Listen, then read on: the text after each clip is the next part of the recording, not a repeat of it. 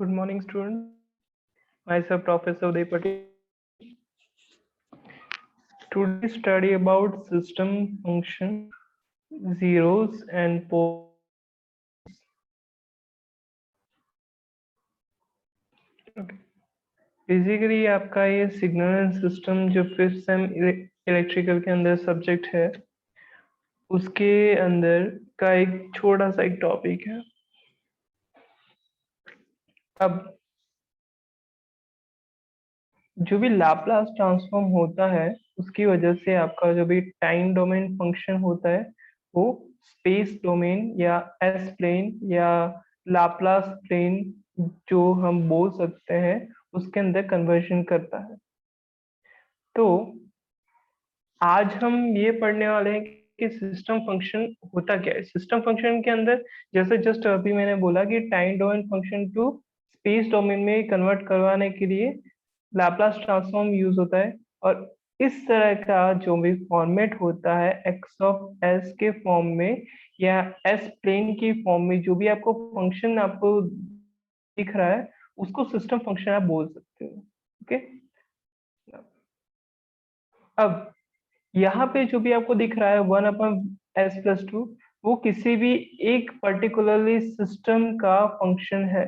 Okay, उसके अंदर जो भी कोई एक पर्टिकुलरली सिग्नल दिया गया होगा, उसके ऊपर से जो भी सिस्टम होगा वो वर्क करता होगा, और उसके बाद लास्ट में जो भी सिस्टम का मेनली आपको क्या बोलते हैं, मेनली लाप्लास ट्रांसफॉर्म इस तरह आपको मिलेगा। ओके, तो यहाँ पे जो भी न्यूमरेटर में दिया गया है उसको N of S numerator polynomial बोला गया है, और डी ऑफ एस को डिनोमिनेटर पॉलिनोमियल बोला गया है।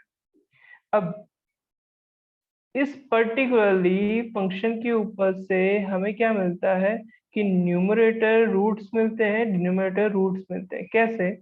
यहाँ पे एक जनरलाइज एक्स ऑफ एस का फंक्शन फॉर्मूला या जो भी है कि वो दिया गया है, पर्टिकुलरली इक्वेशन को जनरलाइज फॉर्म में लिखा गया है a0 s-z1 s-z2 up to s-zn।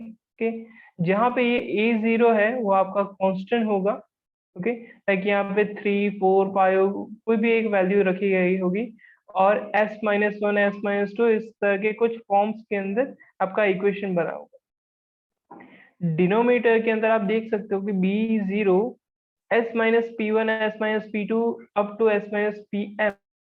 Okay, यहाँ पे ये लिखा गया है, जहाँ पे b0 आपका कांस्टेंट टर्म है, एंड आपका लाइक इस फॉर्म में देखो s+2।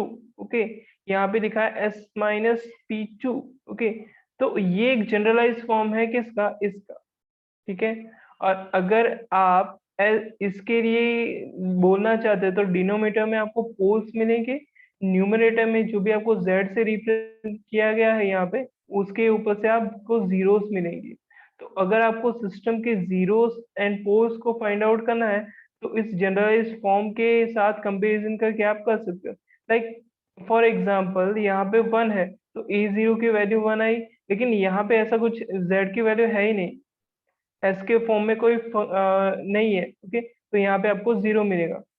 b0 is equal to 1 है क्योंकि कांस्टेंट 1 के साथ ये मल्टीप्लाई आप कर सकते हो। ओके, एंड s-p2 यहाँ पे s+2 है, तो यहाँ पे p1 की वैल्यू क्या आएगी? -2।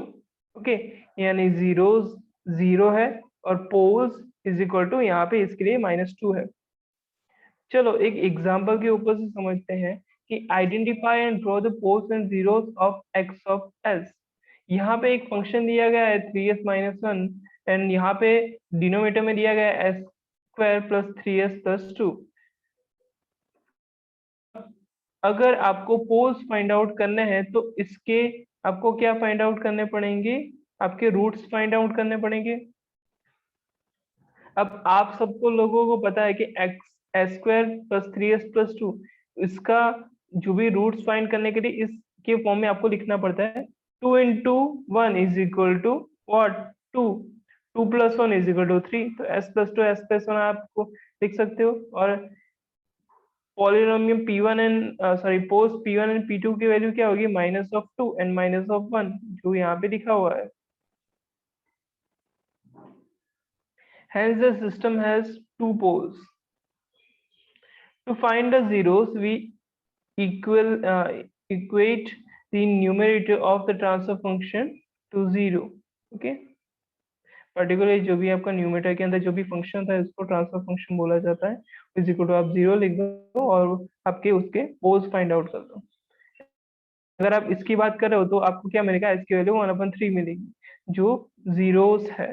ओके, अब अगर आपको जीरोस एंड पोल्स आपको ग्राफ में रिप्रेजेंटेशन करना है तो ये पर्टिकुलरली जो भी आपको दिख रहा है ना ग्राफ, वो एस प्लेन के अंदर ड्रॉ किया गया है, जहाँ पे sigma real time real values को रिप्रेजेंट करता है और वाई से जो भी है ओके वो वर्टिकल है वो इमेजिनरी टर्म्स को रिप्रेजेंट करता है।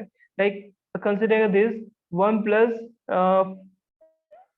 प्लस 5 ओमेगा, तो यहाँ पे आप इस तरह 1 यहाँ पे और यहाँ पे 5 ओमेगा इस तरह आप रिप्रेजेंट कर सकते हो इस डॉट में। सॉरी,